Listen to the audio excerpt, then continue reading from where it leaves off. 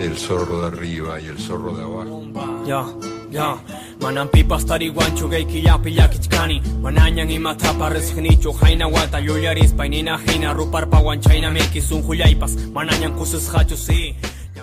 Hola, ¿cómo están? Bienvenidos a un programa, de hecho el primer programa que vamos a hacer aquí en nuestro Historia y Política dentro del canal de Antauro TV. Estoy yo, Manduinka, junto a Chino. ¿Cómo está, Chino? ¿Qué tal? Acá estamos muy alegres de haber recibido la invitación del canal Antauro TV para difundir un programa que hemos decidido llamar Historia y Política dentro de Antauro TV. Muchas gracias, Manduinka. Sí.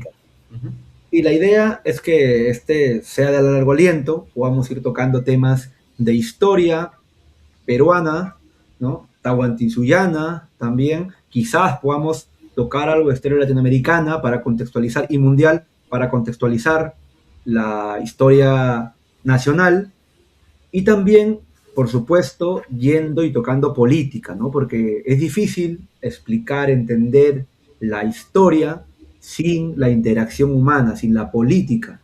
Entonces, vamos a unificar ambas ciencias sociales para poder tratar de explicar. Y hoy vamos a empezar, bueno, sobre todo contándoles del canal Antauro TV, que ya se ha relanzado hace pocas semanas, que está creciendo. Queremos invitarlos a todos que se suscriban y sean parte del canal, puedan ver los diferentes programas muy interesantes de corte académico, político, cultural también. Y bueno, en este programa, Historia Política, hoy, además de presentarles nuevamente el canal, contarles un poco del programa, queremos este saludo, queremos también hacerlo resaltando uno de los programas que son muy bonitos dentro de Antauro TV, ¿no? Un programa que se llama Cuscanchi y que es el programa de series etnonacionalistas dentro del canal.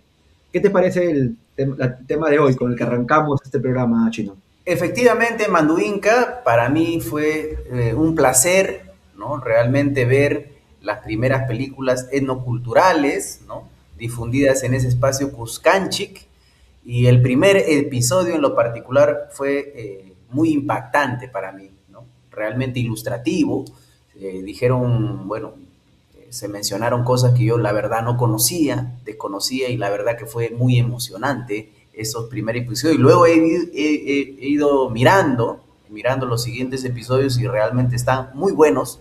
Se los recomiendo a todos en el canal Antauro TV Películas Etnoculturales Cuscanchi. Creo que ya están programadas las próximas semanas, son 18 episodios que están muy bien resumidos, muy bien editados, así que los invitamos a todos. Sí. Y bueno, antes de entrar en temática directamente para comentar sobre el primer capítulo de Cuscanchi, vamos a guiarlos, a enseñarles cómo podrían llegar, ¿no? Bueno, lo inicial, permítanme compartir, estoy compartiendo la pantalla, estoy ahora en el canal de Antauro TV, basta con que busquen Antauro TV en el buscador de YouTube, que es la red en la que estamos, también estamos en TikTok, por ejemplo, pero las series y los programas los tenemos acá. Entonces, reconoces el canal, la marca Antauro TV Oficial. Ya vamos cerca de 5.000 suscriptores. Esperamos llegar a 5.000 dentro de muy poco, así que suscríbanse, denos un like. Y dentro de los playlists, que es donde hemos ordenado los diferentes programas, aquí vas a tener también el playlist de Historia y Política, con el que estamos inaugurando este programa. Puedes encontrar, por ejemplo, el Layu Taki, que son las músicas etnonacionalistas. Van a encontrar música muy variada, bonita, cultural, que tiene una historia bien interesante, nacionalista, pero también etnonacionalista, tahuantinsullana, en una medida, en cierta medida. Vayan a verlo, les va a encantar. Y también puedes ver por si el programa de conversaciones con Antauro, donde el líder nacionalista tiene diferentes conversaciones con personajes, ¿no? de varios tipos, político, académico, donde él van desarrollando ideas de la coyuntura, pero también ideas de ideología, el programa político en general, que son bastante atractivos. Pero hoy nos queremos concentrar en el programa de Cuscanchi, películas etnoculturales. Basta con que le den un clic acá y van a poder ver, no voy a dejarlo correr para que lo vean, pero van a poder ver los diferentes episodios, ¿no? Como decías, Chino, ya son 18 episodios. Estamos actualmente en el episodio 11, así que estás casi a la mitad, si te estás reincorporando para que lo puedas ver. Ya como ven, tenemos varios comentarios, varias visualizaciones también. Y hoy, cierto, vamos a conversar sobre el primer episodio. Tupac Amaru primero y la transición hacia Tupac Amaru segundo, ¿no? Así es. Bueno, entonces ya saben cómo entrar, ya saben cuál es la forma de poder ubicar el video, estas series etnoculturales. Bueno, si te parece, vamos a comentar qué nos pareció. Así es. Sí, bueno, lo primero, bueno, yo en lo personal no conocía la historia de Tupac Amaru primero, te voy a ser sincero. Siempre en el colegio uno recuerda a Tupac Amaru segundo, José Gabriel Condorcanqui, el levantamiento que hubo en Tinta. Y bueno, ya después uno creciendo, hemos leído, participado en diferentes conferencias y siempre se ha detallado la historia de Tupac Amaru II, pero claro, uno a veces dice, pero ¿por qué segundo, no? Es que hubo un primero, ¿no? Y en realidad eso de ahí es lo primero que a mí me llamó mucho la atención. Vas a disculpar la ignorancia en estos temas históricos, ¿no?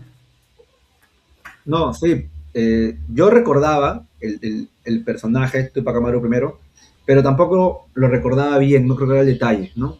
No recordaba el detalle de la historia, que es el abuelo, ¿cierto? Bueno, es uno de los últimos incas de la resistencia, ¿no? De la resistencia de Vilcabamba, si no me equivoco. Así que fueron una generación de incas que se opusieron, ¿no? Que mantuvieron la tradición incaica, mantuvieron viva la civilización, un mínimo de organización político, estatal, si se quiere, y por eso es que José Gabriel se nombra o autonombra o autodenomina Tupac Amaru II como parte de la continuación de esa civilización que fue, entre comillas, aplastada, ¿no? Por el imperio español, ¿no? Entonces un poquito es eso, es el último de los incas, de la resistencia de los incas de Vilcabamba, ¿no? Entonces eso es un poquito la cosa, y ese episodio efectivamente habla de desde Manco Inca, ¿no? Entonces, pero antes hay que recordar Mandu Inca, dos fechas importantes, ¿no? Dos fechas importantes, la primera, que es 1492, ¿no? Recordemos que a nosotros en el colegio nos dicen el descubrimiento de América en 1492. Entonces, ese descubrimiento, claro, es desde el punto de vista occidental, español, ¿no? Y bueno, no fue tal, ¿no? No fue tal. Entonces, porque nosotros ya nos habíamos descubierto, digamos, nuestros abuelos, nuestros tatarabuelos ya sabían quién eran, ¿no? Entonces ya se habían visto en el espejo, habían hecho la introspección y no tenía que venir otra etnia, otra cultura foránea, extraña, a decir, los estamos descubriendo, ¿no? Entonces esto no es así. Nosotros debemos negarnos, ¿no? Negar ese término mal dicho, el descubrimiento, ¿no? Y más bien hay algunos filósofos, ¿no? Filósofos que hablan del encubrimiento del otro. Creo que eso sería filosóficamente más correcto, porque eso fue lo que pretenden hacer hasta el presente, ¿no? Encubrir nuestra historia, encubrir nuestra civilización, nuestro origen, ¿no? Y por eso tan importante la prédica etnonacionalista y el canal Antauro, donde se menciona que nosotros teníamos un origen y estamos orgullosos de ese origen y tenemos una identidad, la cual no podemos negar y más bien debemos reafirmar, porque tiene diferentes logros a través de la historia, ¿no? Eso sería, en principio, Mandu Inca, lo que te diría, ¿no? 1492, sí. El encubrimiento del otro. ¿Tú qué opinas? De acuerdo. O yo de manera más práctica le digo la invasión, ¿no? La invasión europea en América. Y, correcto, 1492. Claro. Una cosa importante que no quiero que se me escape es que no muchos saben, de hecho, no estoy seguro hasta qué punto, pero cuando uno conversa, digamos, con nacionales, muchos olvidan que Tupac Amaru II, que es, digamos, donde históricamente se conoce más, el personaje que más se conoce, tenía linaje real, ¿no? O sea, linaje inca, mejor dicho. Sí, Es claro. decir, que era descendiente de los incas, ¿no? Los últimos incas. Tanto Claro. así que su descendencia, la descendencia de Tupac Amaru II, cuando después de la represión terminan huyendo, San Martín los ubica, ¿no? Los ubica y los esconden en Mendoza, Argentina. Sí, Y claro. hasta allá estaba el imperio inca, por el lado... Incluso tratan de traerlo, una propuesta de San Martín es traer a los descendientes de Tupac Amaru II para volverlos, digamos, no sé si a colocar como clase dirigencial, digamos, como era una monarquía, ¿no? Eso es una cosa que no podemos hacer. Era una propuesta que había en cuanto a San Martín, restablecer una monarquía, pero con un rey inca, ¿no? Y creo que Claro, hizo esa investigación genealógica para ver quién podría ser, ¿no? Recordemos que Bolívar más bien planteaba la república, que finalmente correcto. fue la propuesta que se impuso en ese momento de la emancipación, ¿no? Sí. Y es un punto que olvidan entonces, ¿no? La herencia que tenía Tupac Amaru II. Pero bueno, vayamos nuevamente al video. Una fecha Sí, importante es pero 1492, te quedaste ahí. sí, y ahí hay más cosas que de repente va a ser para otro momento, porque recordemos dos cosas, ¿no? Que los musulmanes, ¿no? Que los musulmanes o los árabes, a veces se confunden, habían cercado prácticamente Europa.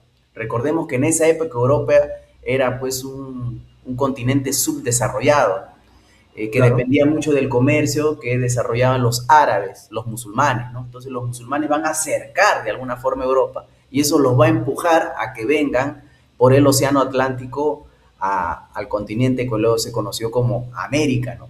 Entonces, si además lo habían hecho, solamente para mencionar un dato adicional, lo habían hecho con los mapas chinos, con los mapas orientales. Recordemos que Colón estudia en Italia, digamos en Génova, y la escuela de navegación genovesa es la que estudia los mapas mundis ya desarrollados por los chinos.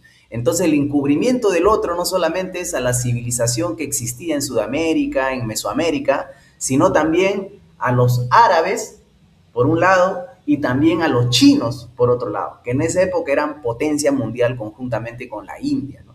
Entonces, la política de extraterritorial, digamos, que tenían los reyes católicos de su momento, fue estratégica para sacar a Europa del subdesarrollo, ¿no? Y dicho sea de paso, no eran pues los primeros que navegaban los mares, los europeos, ¿no? Ya lo habían hecho los chinos, como menciono antes, y también Tupac Yupanqui, ¿no? Entonces recordemos también, y es el último capítulo que ha salido en un canal también amigo, Andes Legends, sobre el viaje que hace Tupac Yupanqui a la Polinesia, ¿no? Se dice que con 20.000 hombres, ¿no? Entonces realmente fue una hazaña y eso no es un mito, al parecer hay muchos indicios de que fue historia, de que fue real, ya se había conocido pues buena parte de los océanos, ¿no? Entonces los europeos no fueron los primeros, ¿no? E intentaron encubrir en diversos momentos a las diferentes culturas, etnias del planeta, ¿no? Pero eso ha llegado a su fin, como bien sabemos, o está llegando a su fin, ¿no? En estos mismos instantes, ¿no? Bueno, por otro lado, la siguiente fecha, Manduinca, que yo quisiera recordar es 1532, y con eso ya vamos aterrizando temporalmente a ese primer episodio. 1532 ya es también la conquista, entre comillas, ¿no? Entonces, una segunda palabra muy despectiva y que hay que rechazar también de forma contundente, así como con el descubrimiento. En 1532 se dice, la historia del Perú dice que se inicia la conquista del Tahuantinsuyo, ¿no? Y la caída del imperio inca. Entonces, eso es lo otro que hay que revisar. ¿Fue realmente una conquista? ¿Realmente empezó la caída? Eso hay que empezar a desarrollar. Y estos episodios nos ayudan sobremanera. ¿Tú qué opinas, Manduik? ¿Fue una conquista? Fue una invasión, ¿no? La misma palabra que mencionaban. Fue una invasión en toda regla, pero que hay que entender, porque una de las cosas importantes que se cree, o que no se uno explica, y uno muy básico, ¿ya? A nivel de colegio, como digamos, lo entienden la mayoría, es cómo un puñado de españoles, que además se creía, y eso creo que es cierto, ¿no?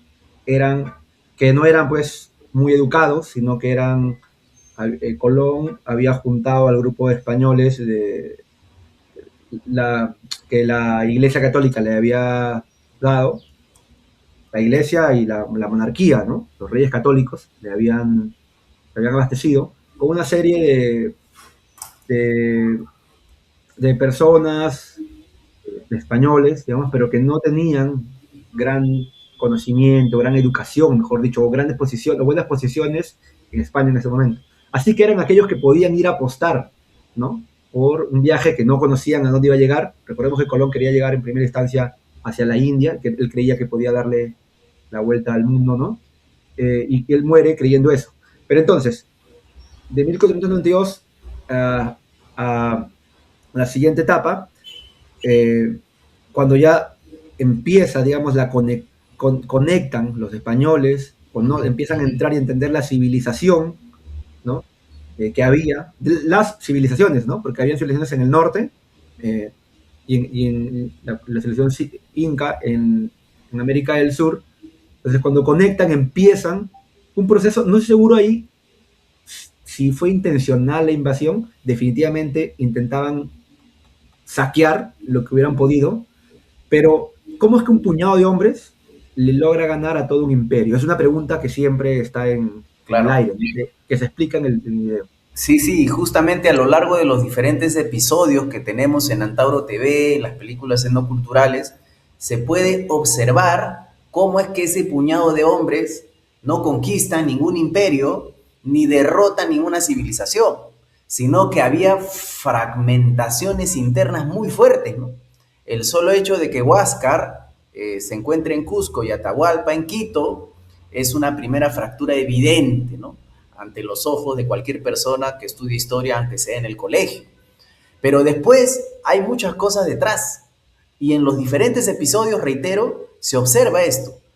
Recuerden que los incas van a construir el Tahuantinsuyo pocas décadas después, tal como lo conocemos, ¿no? O sea, esa expansión gigante, ¿no? Casi un continente, la van a ir construyendo poco a poco, de inca en inca, de liderazgo en liderazgo, de diferentes formas, ¿no? Algunas veces fue muy cruenta, violenta, muy dura, y eso generó un cierto malestar en diferentes naciones o subnaciones dentro del Tahuantinsuyo, donde se van a oponer a los incas, y en otros casos, más diplomática, más política, pero que al igual que la forma violenta, van a quedar cierto resentimiento con los incas. Entonces, al llegar los españoles fue una oportunidad, al estar fragmentado, fracturado, digamos, la conducción del Tahuantinsuyo, y al llegar los españoles va a verse una oportunidad por diferentes grupos, por diferentes etnias, ¿no?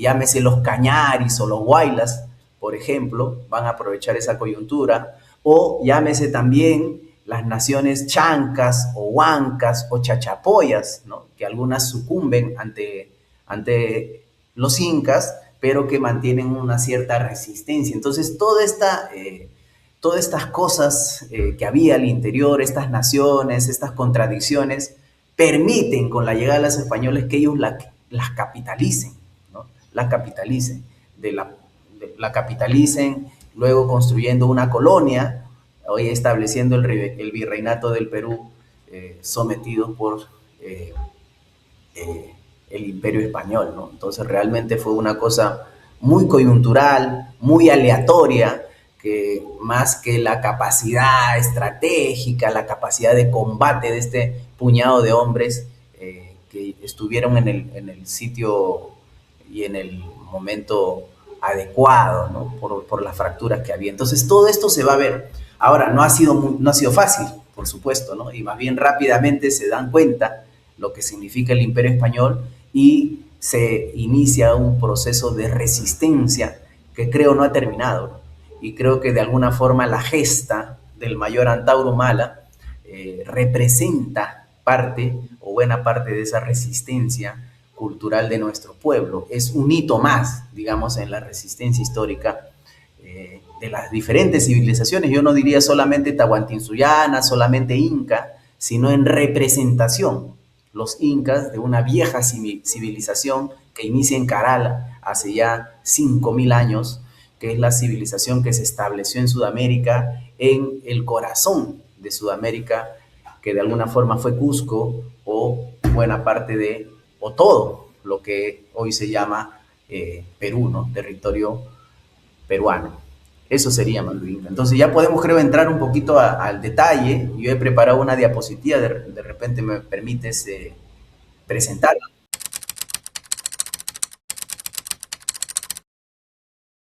La hemos preparado como bien sabes, con la inteligencia artificial. Los contenidos lo hemos desarrollado con DeepSeek, ¿no? Que es el apoyo que tenemos de la República Popular China, una inteligencia artificial gratuita que también pueden ustedes utilizar, pero la forma ya nos ha ayudado los gringos, el ChatGPT, una versión plus para procesar las imágenes y hacer el PPT respectivo, ¿no? La exposición. Entonces le hemos llamado la resistencia inca 1532 a 1572, aproximadamente unos 40 años de resistencia, de la caída del imperio a los guerreros de Vilcabamba, ¿no? Esta palabra imperio también hay varios autores que ponen en discusión el término imperio e incluso el término estado, ¿no? Entonces, ¿por qué se toma de una cierta sociología, politología, digamos, occidental, ¿no? Entonces, realmente el tahuantinsuyo puede explicarse con esas palabras, con la palabra imperio, con la palabra estado, creo que está en discusión, ¿no?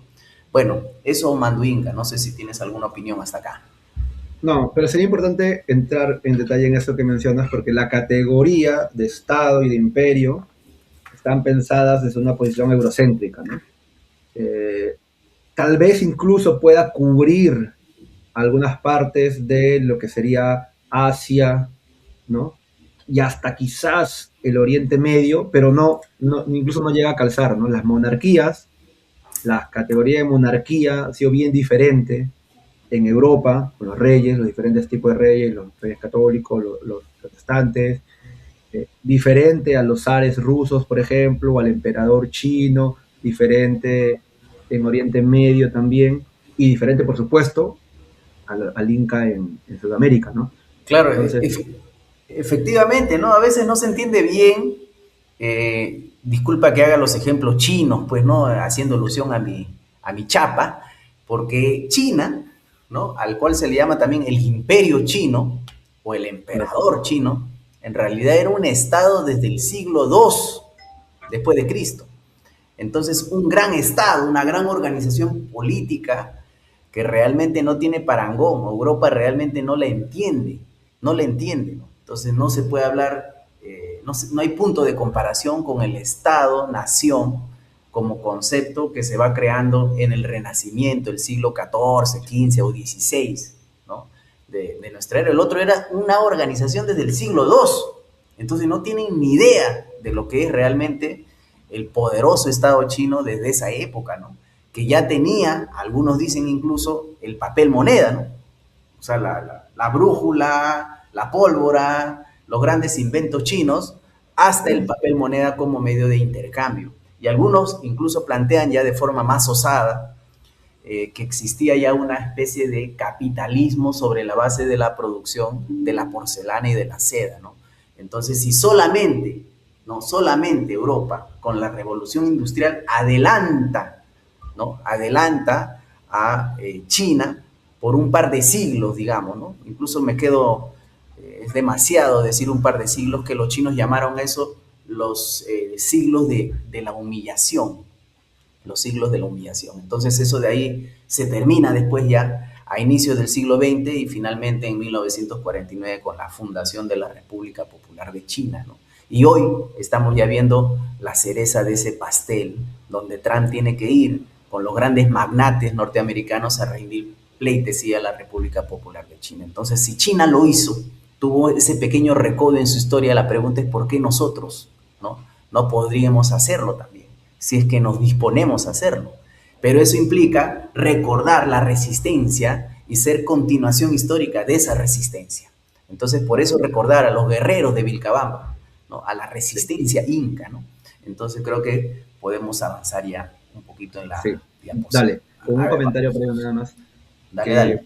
Que la historia normalmente repasada o que tendemos a estudiar en los colegios, institutos, universidades, es la historia contada desde la perspectiva occidental, eurocéntrica. Esos 2 siglos o casi 2 siglos, que ahora Europa no juega ningún papel, ¿no? En esa reunión entre Estados Unidos, desde América, con China, Europa está muy atrás de cualquier decisión importante.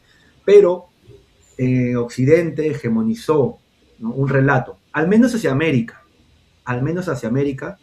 tenemos una historia, una política, una forma de pensar las cosas de manera occidental. Y eso es lo que no nos permite ver el panorama completo, entender la historia mundial real desde la perspectiva de Oriente Medio, de la perspectiva de China, ¿no? de otros, incluso de otras culturas también orientales, es importante, pero también, y vamos al punto ahora, repensar nuestra propia historia, nuestra propia filosofía y política desde Latinoamérica y desde Perú, ¿no? Entonces, hay que contar la historia lo mejor que podamos, nuevamente, reinterpretando, ¿no? Desde una visión ya no eurocéntrica y menos occidentalizada, menos intoxicada. Vamos con eso. Así es. Bueno, acá ya tenemos la segunda diapositiva y un poquito tenemos el mapa, repasamos el mapa del Tahuantinsuyo y como pueden apreciar, pues no es una cosa estática, sino que va cambiando en el tiempo. Entonces dice, territorio, la parte celeste de los incas del siglo IV al 7, ¿no? Es decir, hasta 1400 después de Cristo aproximadamente. Entonces, hasta 1400 es la parte turquesa. Entonces, recién en 1400 empieza la expansión. Prácticamente una zona pequeña que se aprecia, es por eso que no se consolida todavía el Tahuantinsuyo cuando ya en 1492 llega Colón, a lo que llamaron luego América, y en 1532 bajan cuando recién se está consolidando este territorio amplio llamado Tahuantinsuyo bajo la dirección inca. Entonces ahí la explicación en realidad basal, ¿no? Fundamental. Luego de 1438 a 1463 es Pachacútec, la parte anaranjada. Ahí se extiende a través de Pachacútec a esa zona. Y luego la parte amarilla hacia el norte, Pachacútec y Tupac Inca Yupanqui. Recordemos ahí, y se ve también en los diferentes episodios, la confrontación con los chimúes. En el norte, digamos, estaba la gran civilización chimú y los incas logran someterla a través de Tupac Yupanqui, ¿no? Hasta 1471. Luego la parte verde por el sur sigue siendo Inca Yupanqui, Tupac Inca Yupanqui, quien va a extender el territorio hacia el sur. Ahí también una nota, se cuenta, yo lo estudié así por lo menos en el colegio, que se llega hasta el río Maule, pero en realidad se tiene diferentes investigaciones arqueológicas que descubren que bajo la plaza mayor en Santiago de Chile, había una ciudad inca. Entonces no llega el Tahuantinsuyo hasta el río Maule, sino mucho, mucho, mucho más al sur, ¿no? Que incluye Santiago de Chile y que prácticamente colinda con los mapuches. Ellos después establece una frontera con estos pueblos originarios del sur de Chile. Y que también se observa en los diferentes episodios de las películas culturales, como hay una confrontación con los mapuches también, ¿no? Eso también lo sugiere. Entonces, eso es un poquito para que tengan la idea. Estamos hablando de 1493, se extiende hacia el sur, y las partes moradas que se observan en el mapa son 1493 a 1525, Huayna Cápac. Entonces estamos hablando que llega Colón y el Tahuantinsuyo terminaba con Huayna Cápac de establecerse sus fronteras en el norte. Entonces todavía era un territorio muy inestable, donde todavía no estaba consolidado ese territorio. Entonces esa es la coyuntura que aprovechan este puñado de españoles que tuvieron la suerte de llegar cuando el Tahuantinsuyo todavía no se había consolidado, ¿no? Bien, entonces ahí tenemos, ¿no?, la sucesión rota, Huáscar y Atahualpa, los incas títeres de Pizarro, que es una primera etapa, ¿no? Después de liquidar a los incas, tanto a Huáscar como a Atahualpa, Manco Inca y la gran rebelión de 1536, Vilcabamba, los 34 años de resistencia, los 4 incas de la selva y la caída, Memoria e Incarri, ¿no? Entonces la resistencia no termina en Cajamarca, se reorganiza, negocia y combate desde la sierra y la selva. Entonces eso es lo que hay que tener claro. No nos sometimos, nuestros abuelos no se sometieron fácilmente al Imperio Español, sino en diferentes periodos de la historia resistieron, combatieron, entregaron su vida para sacudirse de la esclavitud europea, española, ¿no? Entonces eso hay que tenerlo claro. ¿Algunas notas, Manduinca? No, vayamos al punto. Es bien interesante el cómo geográficamente se puede apreciar y ver el crecimiento y el alcance de cada inca. Después de Huayna Cápac, hay un detalle, no me recuerdo si lo vi esto en la película o lo he visto en otro, lo he leído aparte. El sucesor de Huayna Cápac no iba a ser ni Huáscar ni Atahualpa, ¿cierto? Iba a ser el hijo mayor directo de Huayna Cápac, que fallece por una enfermedad, no recuerdo el nombre. ¿Tú lo tienes? ¿Recuerdas el nombre? No, tampoco, no lo tengo a la mano, pero sí. Enfermedad. Y ahí es donde sale esta disputa, ¿no? O sea, Huáscar, que era el menor, dice que le correspondía, pero Atahualpa en ese momento también cree que le corresponde a él. Atahualpa, consideremos, era un hijo del Inca, pero era un hijo no directamente con la colla, ¿no? Sino, y ahí, claro, ahí surge. Lo que pasa es que Huáscar, eso sí, más o menos lo escuché, provenía pues del grupo propiamente cusqueño, ¿no? Y Atahualpa más bien era un hijo de Huayna Cápac con una mujer de las etnias del norte, ¿no? Quitu, sí, ¿no? Quitus era un poquito las etnias que habían en el norte, que no fue de fácil conquistación, digamos, de fácil asimilación para el Tahuantinsuyo, ¿no? Entonces siempre opusieron resistencia, por eso Huayna Cápac se establece en el norte, para mantener la unidad del imperio o del Tahuantinsuyo, se establece en el norte y empiezan a desarrollar las estrategias justamente de clanes, ¿no? De hacer el intercambio familiar, sanguíneo, y de ahí viene Atahualpa. Y bueno, lamentablemente Huayna Cápac fallece, al parecer de viruela, y va a haber esta disputa, ¿no? Sobre todo empujado a Atahualpa por las etnias del norte para confrontar a los cusqueños, ¿no? Entonces es una disputa de este tipo más bien, ¿no? No sé si habría otro hijo que hubiese unificado mejor la cosa, pero era la pelea entre Quito y Cusco. Que fallece junto a Huayna Cápac, que entiendo, por la viruela. Entonces, sí, claro. Y eso genera el... Sí, claro. Entonces, acá en esta diapositiva está eso, ¿no? Es el vacío de poder ante la muerte de Huayna Cápac, que lograba unificar el imperio, o el Tahuantinsuyo, y Huáscar representaba el centro político que era Cusco, era un inca legítimo del sector cusqueño, y fue capturado durante la guerra civil, digamos, ¿no? Entonces había una confrontación muy dura. Y Atahualpa más bien venía del norte andino, era un vencedor militar de la guerra civil y fue capturado y ejecutado por Pizarro en 1533, lo que ya sabemos que fue el ingreso a Cajamarca, ¿no? Entonces, pero él gobernaba no Atahualpa, sino Huayna Cápac, más bien desde el norte, desde Quito, para mantener la unidad, ¿no? Entonces eso se ve en episodios también posteriores, ¿no? Pizarro necesita una figura inca colaboracionista para gobernar el territorio. Los rebeldes eran pues los del norte contra Cusco, y Pizarro más bien opta por establecerse en Cusco y nombrar un inca, como dice ahí, colaboracionista con los españoles, ¿no? Entonces ese inca colaboracionista es Tupac Hualpa, Toparpa, ¿no? Que es el hermano de Huáscar y Atahualpa, coronado por los españoles el 33 y muere poco después por enfermedad o envenenamiento, ¿no? Entonces estos son los famosos incas títeres de 1533 a 1536, los reyes en la sombra de Pizarro. Y acá también va a ser nombrado, posterior a Toparpa, Manco Inca Yupanqui, que es el líder de la resistencia, ¿no? Solo que va a tener un periodo de colaboración con Pizarro. Entonces la pregunta es ¿por qué? Un inca rebelde, ¿no? Posteriormente que lidera la resistencia va a pactar con Pizarro, ¿no? Justamente por la gran división que había con la gente del norte. Entonces va a optar por la alianza con Pizarro para combatir a sus hermanos del norte, que se habían impuesto a través de Atahualpa. Entonces, esa es un poquito la explicación. Entonces, hay que entender esa fractura interna del Tahuantinsuyo y de las alianzas que se estaban dando en el momento, ¿no? Entonces, hijo de Huayna Cápac, inicialmente aliado de Pizarro, ayuda a entrar al Cusco y enfrentar a los generales atahualpistas que ya habían tomado Cusco de alguna forma. Entonces, ese es lo que existe. Entonces, ¿por qué se rebeló? Dice, ¿no?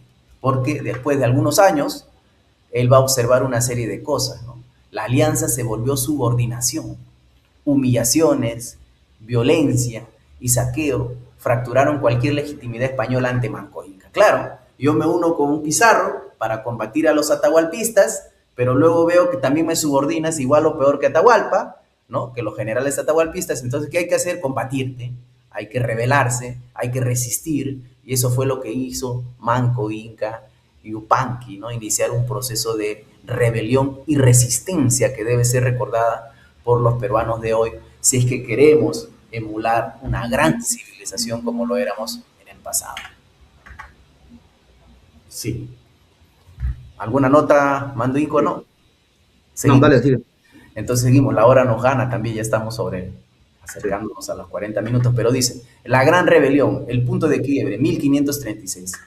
Entonces tenemos 1532, 1536, la gran rebelión, donde Manco Inca organiza, ¿no? Organiza el asedio del Cusco y el asedio de Lima. Villa Humu dirige el cerco, los españoles resisten con aliados indígenas en Sacsayhuamán.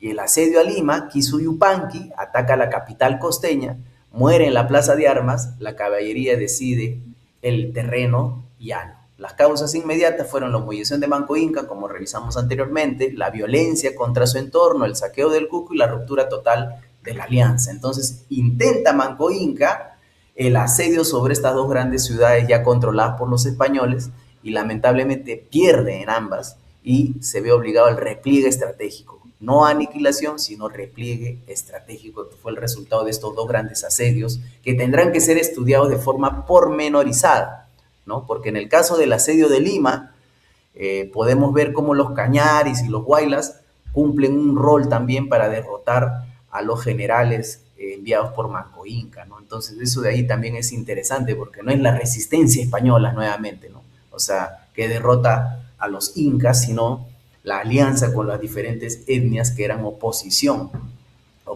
a los incas.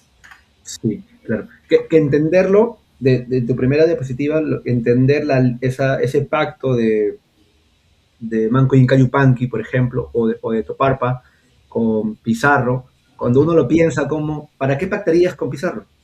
Tú tienes todo el arsenal para enfrentarte a los generales atahualpistas, que si uno lo piensa así, no tiene sentido, pero que si lo piensa más, como lo estás explicando en la segunda parte, en la que Pizarro tiene influencia y quizás hasta control de ciertas tribus, ¿no? Entonces, ok, claro, yo quiero esas tribus para poder combatir a las del norte.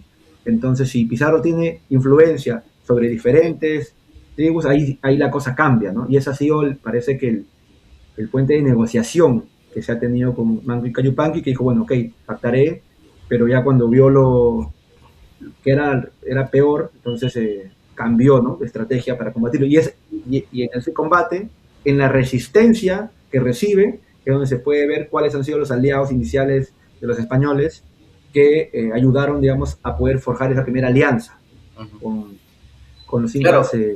Sí, es interesante esto, porque lógicamente el Tahuantinsuyo, liderado por los incas, tenía demasiados enemigos. en todo lado.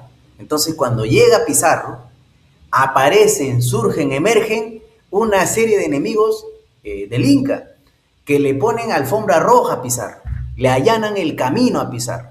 Entonces, ni siquiera digamos que Pizarro es un gran estratega, simplemente se encuentra a los aliados en el camino. Su sola presencia hace que aparezcan estos elementos, ¿no? Y bueno, que habían combatido muy duramente a los incas y con los incas también habían ejercido una dura violencia contra ellos, ¿no? Entonces no era una cosa muy, no era fácil, ¿no? Entonces eso es lo que acontece en ese momento. Entre otras cosas, ¿no? Realmente no había, en el caso del Tahuantinsuyo, un ejército regular, por ejemplo. No había un ejército regular, entonces había meses del año, ¿no? Porque era un pueblo agricultor, meses del año enteros que no se combatía, era prohibido combatir, ¿no? Si no me equivoco, las épocas de cosecha, etcétera. Entonces, eso de ahí también lo explica de forma brillante el sabio peruano Virgilio Roel, ¿no? Que sería bueno traer algunos de sus libros para detallar todo este tipo de cosas que él lo trata muy bien, de forma muy sustentada, ¿no? Entonces, bueno, seguimos entonces el Estado Inca en el exilio, ¿no? Entonces hay un repliegue estratégico y fundación de Vilcabamba. Vilcabamba no fue una huida, fue un traslado de la capital política y religiosa. Efectivamente, al no poder tomar Lima, al no poder tomar Cusco, ¿qué haces? Te repliegas a una zona amazónica, ¿no? A una zona amazónica de difícil acceso. Geografía inaccesible, selva alta y ceja de montaña, guerra de guerrillas y movilidad estratégica. Alianzas temporales con almagristas refugiados, preservación de la religión solar y la élite incaica. Entonces eso significa Vilcabamba, ¿no? Los asedios, repito, en Cusco y en Lima que fracasan, y el repliegue a una zona amazónica donde tú podías resistir con las guerrillas, de forma, con una guerra de guerrillas para poder mantener vivo, digamos, tu civilización en términos políticos, en términos de élite, ¿no? Y también estableciendo alianzas, en este caso con los almagristas traicionados por Pizarro. Entonces, acá no se trata solamente, y qué bueno que Antauro TV publique este tipo de series tan didácticas, ¿no? Y tan realistas, ¿no? Porque a veces se cree que Antauro lo que quiere es regresionar al pasado y toda la cosa. Eso es totalmente falso. Lo que queremos es entender realmente la historia, ¿no? Y reivindicar una etnia que no solamente es la tahuantinsuyana o la inca, es la etnia cobriza. Y cuando se utiliza esa palabra cobriza, es el crisol de toda esa vieja civilización de 5.000 años, que incluye a los mochicas, a los chimús, a la civilización de la costa norteña, que incluye también a chachapoyas, entre otras, ¿no? Entonces, es la etnia cobriza, es decir, los que estábamos acá. Pablo Macera te decía, hay una historia peruana dividida en dos, muy claramente, ¿no? Y yo te he dado dos fechas, ¿no? El 1492 para América toda, y 1532 para el Perú, porque ahí viene la culminación del desarrollo autónomo. Pablo Macera, el último gran historiador que tuvo el Perú, te planteó eso, ¿no? Te planteó el desarrollo autónomo y el desarrollo colonial o neocolonial, posterior a ese desarrollo autónomo. Entonces, y no solamente es el incanato, no solamente es el Tahuantinsuyo, sino todo lo que hubo detrás de eso. Y los incas y el Tahuantinsuyo como su vanguardia, como su expresión más elevada, pero que no terminó de consolidarse. Después de Huayna Cápac no habían ni siquiera decena de años para decir se pudo consolidar una civilización tan fabulosa, y pese a ello todo lo que hizo, ¿no? Entonces, bueno, eso es lo que tenemos con Vilcabamba. Entonces, Vilcabamba tiene que estar en la memoria de todo ciudadano peruano. Si la resistencia de Vilcabamba no la conoce en el Perú, es imposible que puedas ganar una elección.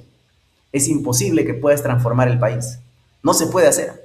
Y si se va a hacer de forma muy somera, muy superficial. Tiene que estar la identidad, digamos, étnica en nuestra mente, en nuestros corazones. Tenemos que llorar a los incas de Vilcabamba, tenemos que llorar a Túpac Amaru II, tenemos que rememorar la resistencia de la vieja civilización de los pueblos originarios, ¿no? Entonces, eso es lo que hubo.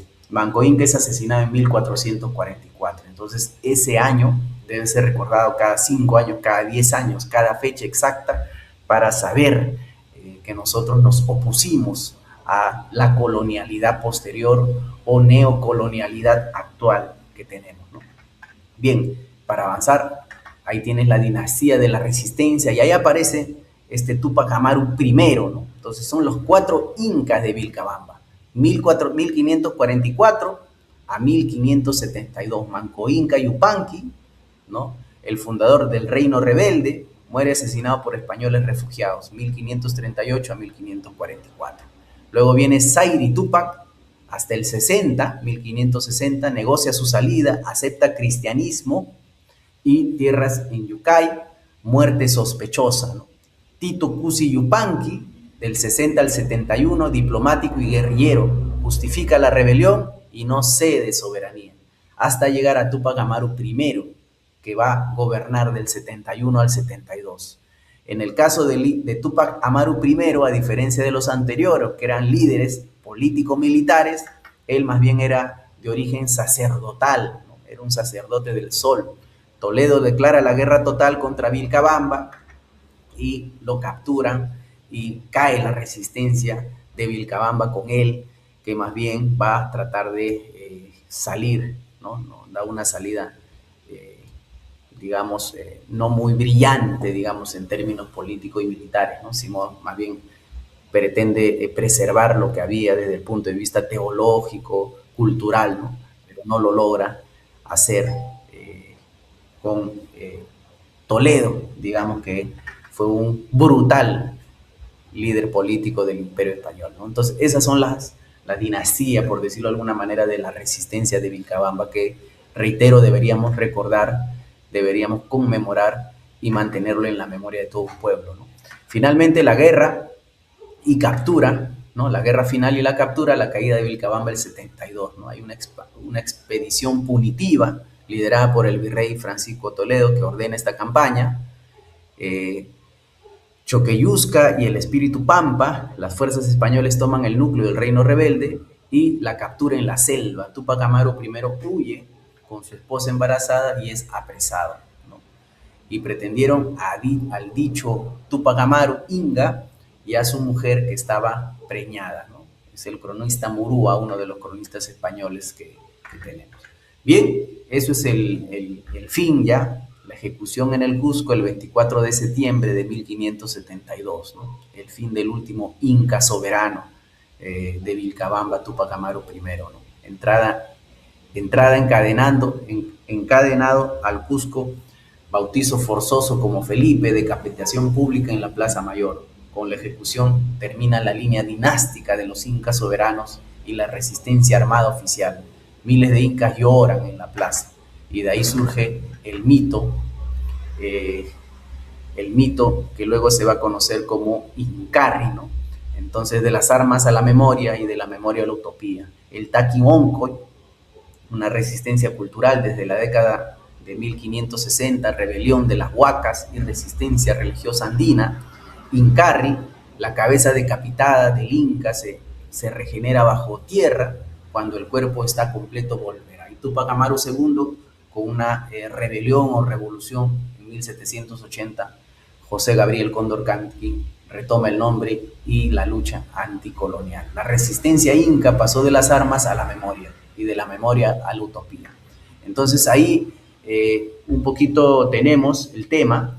A veces también cuando el mayor plantea una religión, ¿no? Una religión tahuantinsuyana, algunos lo tratan de loco, de anticatólico, anticristiano, pero el Taquimoncoy se mezcla la política con la religión, el mito con la teología en el Incarri.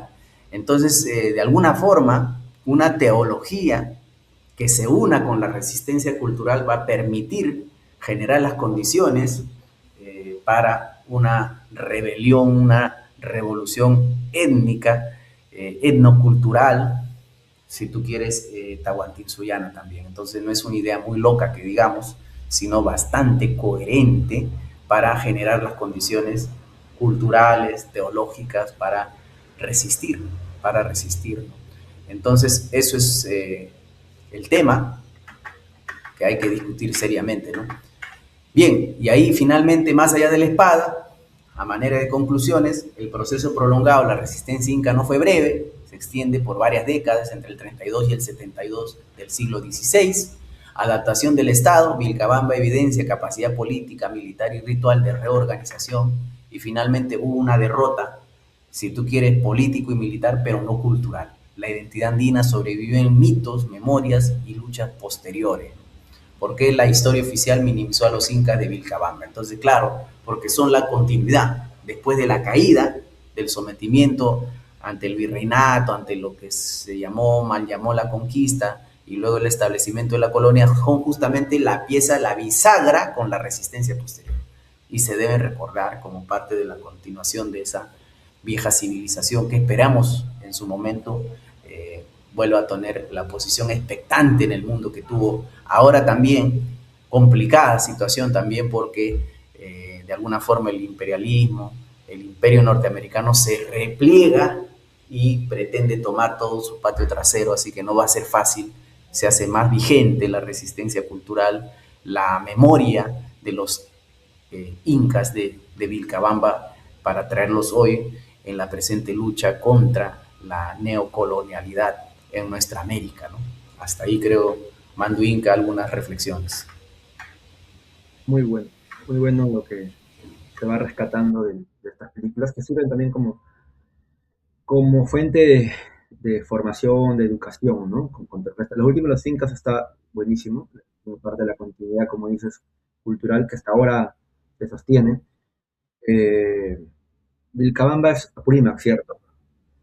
También habla de por qué uno cuando está en Cusco, cuando estás en Cusco, cuando estás en Apurímac, cuando estás en zonas, ¿no?, de ese tipo, siente una energía desconocida, ¿no? Pero que casi espiritual que uno va sintiendo. Yo creo que muchos sienten eso. Por eso mucha gente va y le gusta viajar al interior, se compenetra con los conocimientos. Y esos son los patriotas, esas son las personas que tienen ya el sentimiento, ¿no?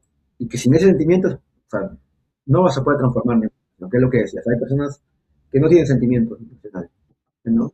Cultural, no se sienten parte, entonces no van a poder transformar nada. Va a tener que salir de aquellos que amemos realmente nuestra historia, al menos que amemos realmente el país, lo que fue la cultura anterior, lo que fue nuestra cultura andina, tahuantinsullana, y de las otras etnias también, ¿no? De las otras culturas que se gestaron, que esa es la que uno se siente penetrado cuando uno se emociona mucho, cuando vas y conoces la cultura chimú, por ejemplo, cuando vas al Cusco y conoces la cultura inca, o cuando vas a Purímac, igual, ¿no? O Ayacucho. Entonces, para eso es importante. Y conocer bien la historia para poder debatirla bien también, ¿no? Para que se sepa que no es que estamos hablando, y como bien lo dijiste en una parte, de que somos unos retrógradas y queremos regresar a la edad de piedra, sino que tenemos que entender bien nuestra historia, entender bien la cultura para poder construir el futuro. Un futuro que hasta ahora nos viene dictado de afuera, sin autonomía, sin principio propio, ¿no? Y que tenemos que en algún momento dejar de seguir y construir nuestra propia proyección de futuro. Claro, sí, y efectivamente no solo la historia de los incas o de las culturas pre-incas, ¿no? Sino también el establecimiento del virreinato, lo que significó el imperio español.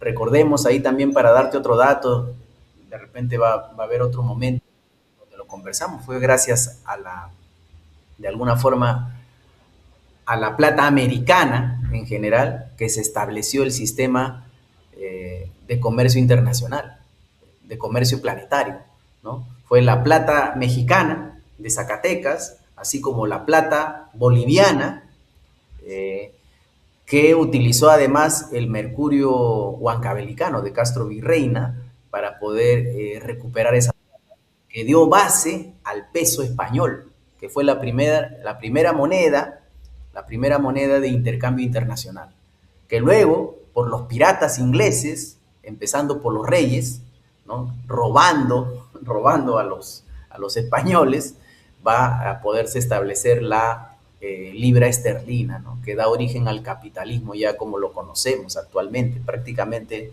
fue así. Así que eso fue gracias o por la opresión, ¿no? Por el sometimiento, digamos, que ejercieron el Imperio Español sobre nosotros, ¿no? Entonces la vida que sacrificaron en las diferentes minas de nuestra América fue realmente muy duro, ¿no? Pero permitió el comercio internacional del capitalismo actual, ¿no? Entonces eso de ahí también debemos recordarlo, ¿no? Por eso cuando se les pedía, creo que Evo Morales fue quien dio esa respuesta, ¿no? Cuando se le pedía una indemnización, nosotros pedimos una indemnización porque esos recursos que dieron base al comercio internacional salieron de esta tierra, ¿no? Y eso no es ni un mito, ¿no? No es ser retrógrado, es simplemente ser justo, es realmente ser justo, ¿no? Y luego hay que entender después lo que pasó, porque pasaron muchas cosas. Recordemos que Túpac Amaru II no solo reivindica la civilización inca, sino que une a las diferentes etnias. Él se pone lógicamente a la cabeza de los reclamos, pero fue un reclamo contra la esclavitud, fue un reclamo por también la opresión del imperio con algunos de sus hijos ya mestizos, ¿no? Entonces Túpac Amaru es la expresión de unidad de todo un pueblo que resiste contra la colonia, ¿no? Y que además se adelanta a la revolución norteamericana, estadounidense y a la revolución francesa. Miren el impacto, ¿no? Universal que tuvo el levantamiento de Túpac Amaru II de José Gabriel y posteriormente la emancipación, qué es lo que significó, ¿no? Entonces eso hay que entenderlo bien también, el mestizaje, digamos, la falta de identidad, lo que vemos actualmente, ¿no? Ya en términos políticos también. Entonces habrá momento ya para desarrollar un poco más Manduica. Sí, importante lo último que mencionas, dos cositas se me acaban de venir a la mente, que además de lo que mencionabas del punto este de la plata, es que los recursos, el oro que se lleva, la riqueza que se lleva a Europa, España, hacia Europa, financia la revolución industrial, ¿no? De manera indirecta, como mencionas, porque se enriquecía España, se enriquecía Portugal, eran saqueados por los piratas manejados por la corona protestante, la corona inglesa, y ese dinero se utilizaba para agilizar la industrialización que venía fuerte, Francia, Inglaterra, Alemania, ¿no? Entonces, el hecho de que esta riqueza sirva para generar la revolución industrial puso a Europa, como dijimos, quizás en 2 siglos, en esos 2 siglos como frente, ¿no? Hegemónico mundial, y lo cual también explica por qué de alguna manera Inglaterra, Francia, Alemania superan a España, porque dejan a España como un país retrasado en Europa, porque la corona, la monarquía española era muy fuerte por la cantidad de plata que venía de la invasión latinoamericana. Eso hace que su monarquía sea fuerte y resista a la burguesía naciente, mientras que en Inglaterra, en Francia, Alemania caen más rápido y la burguesía, los capitalistas burgueses, con mucho mayor poder de crecimiento, aprovechan la riqueza y hacen que desarrolle industrialmente más estos países y superen rápidamente a las monarquías portuguesas y españolas que demoraron más y por lo tanto quedaron retrasadas, ¿no? Digamos que ahí hay un factor de tracción importante en la historia para explicar la historia mundial. Nuevamente un paréntesis oriental, digamos, con tu perdón, y lo hacen además con inventos chinos. Claro, la ciencia china, la ciencia y la tecnología china era básicamente recreativa, ¿no? Entonces, por la gran cantidad de gente que tenían, se dice que no la aplican a la industria. No la aplican. Y ese fue uno de los grandes errores estratégicos de la civilización china, ¿no? Ahí está, los siglos de humillación es por eso, porque no aplican la ciencia y tecnología que ya tenían, los grandes inventos que ya tenían, a la industria. Eso lo hace Inglaterra, ¿no? Y el otro gran error es que si bien habían surcado los mares y tenían el mapa mundi ya hecho, la forma de acercarse a los pueblos es una forma horizontal. Es decir, la civilización china cuando llegaba a ser un intercambio de culturas, no venía a oprimir al otro. En tanto la mentalidad blanca occidental fue la de llegar y someter. y aplastar y arrasar, como lo Sí, hicieron los ingleses en el norte. Claro que acá no pudieron los españoles, ¿no? Pero que además los españoles no eran hombres totalmente blancos. Recordemos que los españoles habían pasado ya por un mestizaje islámico, por un mestizaje árabe. Entonces tenían 8 siglos ya de mezclarse, digamos, con una cultura, una cierta cultura ya más al oriente, ¿no? Entonces, bueno, todo este tipo de cosas hay que seguirlas conversando porque además tienen un impacto sobre el presente, correcto. sobre el presente hoy, a esta hora, ¿ya? Entonces eso de ahí hay que engarzar esa historia con la actualidad, con la coyuntura actual. Muy bien. Sí. Bueno, yo creo que no hay que dar más pistas porque si no nos quedamos mucho más de largo, más Así es. detalles, pero eso es lo que vamos a repasar. La historia y la política mundial y cómo eso nos permite entender y aterrizar la historia y la política nacional. Aquí en este programa de historia y política dentro del canal Cantadora TV. Yo me quedo con eso, Chino, no sé si quieres despedirte con alguna No, palabra. solamente recordarles que vean las películas etnoculturales, episodio por episodio, son muy entretenidas, son animadas con IA, así que lo pueden ver con sus hijos, sus sobrinos, los vecinos en casa, para poder culturizarnos todos y tener una identidad nacional que tanto nos falta. Muchas gracias nuevamente a Antauro TV y a ti, Manduinca. Listo, muchas gracias, Chino. A todos, suscríbanse, denos like y nos vemos en una siguiente oportunidad. Chao, chao.